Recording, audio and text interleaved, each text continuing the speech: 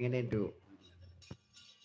Iki kanca-kanca kabeh mburi iki digatekke tenan iki wolane wulan apik iki wolane wulan becik dibetah-betahke nggone melek nggone tirakat maca kidung suci mantra rahayu dzikir nek bengi kuwi nyuwun karo sing gawe urip upama bar wong urip wajib sembahyang 5 wektu kudu dilakoni apa meneh yen to wis duwe bapak ibu sing wis kapundhut dening Gusti kang purba ing dumadi bar sembahyang wajib kae terus ndonga bismillahirrahmanirrahim Allahumma firli sunubi wali walidayah warahmuha kama robayani shokira kuwi tenan kuwi engko bapak menang kono wis ora entuk siksane karo Gusti Allah. Mbak Yuli ngoten niku malaikate terus ngalih.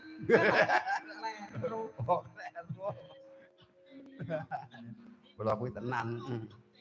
Karo nek wayahe pendak geblake ngono kae kudu sowan ning makame disekar wayahe geblake kae kudu dieling-eling. Wong urip kuwi apa to urip mampir ngombe nduk kuwi tenanan.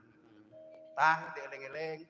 Bapakmu wong apik. Kula bapakmu kabundhut dening Gusti ya ora apa-apa malah didongake. Kula nek karo makam nyang makam ngono kae ya disuwunake pengampunan karo Gusti Allah. Bismillahirrahmanirrahim. Sayyidina Muhammadin Sayyidina Muhammadin wa ali Muhammadin latu hasad asal mayit ku bapakmu wis ora nyang kono ora disiksa karo Gusti Allah kuwi tenanan kuwi penting. Jane wong urip kuwi jane dongane gampang Nduk.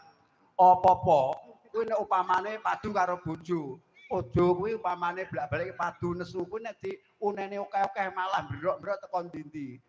Jane wong wadon kuwi ning ngoneni karo bojo kuwi gampang. Angger kelingan karo dawe Pak Nae jaman ijaban kae. Sri kawin pinten 200 ngono. Angger wong lanang nesu, angger ndang muni Mas kawin kelingan ngono wis gak nesu. Mula ayo Nduk, guyon para guyon mengko ditutukke nang Pantet Songo. Kae tontonan mendung tumuyung gaweng kaya payung Nduk.